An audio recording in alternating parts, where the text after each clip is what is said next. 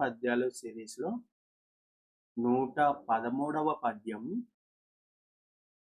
హృదయమందునున్న ఈశుని తెలియక శిలలకెల్ల మొక్కు జీవులారా, శిలలనేమియుండు జీవులందే కాక విశ్వదాభిరామ వినురవేమ.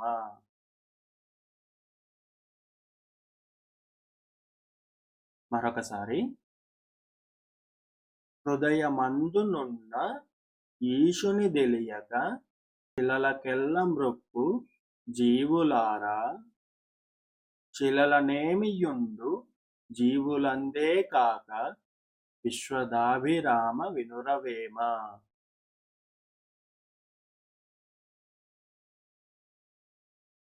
ప్రతిపదార్థం. హృదయమందు, హృదయము అందు, హృదయములో ఉన్న, హృదయంలోనే ఉన్న ఈశుని, ఈశుడు అంటే శివుడు లేదా దేవుడు,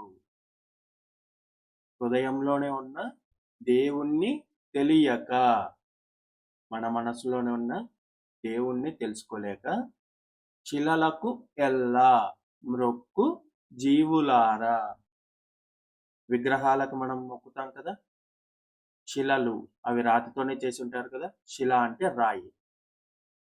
శిలలకు ఎల్ల మ్రొక్కు, ఆ విగ్రహాలకు మొక్కే జీవులారా, శిలలను ఏమి ఉండు, శిలల్లో ఆ విగ్రహాల్లో ఏముంటుంది, జీవులందే కాక జీవులలోనే ఉంటుంది, అంటే మనుషులలోనే దేవుడు ఉంటాడు, విగ్రహాల్లో కాదు. నీ చుట్టూ ఉన్న మనుషుల్లోనూ నీలోనే దేవుడున్నాడు. ఆ దేవుణ్ణి నువ్వు అంతర్దృష్టితో, మంచి బుద్ధితో, మంచి పనులు చేస్తూ దర్శించుకుంటే నీకు దైవ దర్శనం కలుగుతుంది అని. భావం.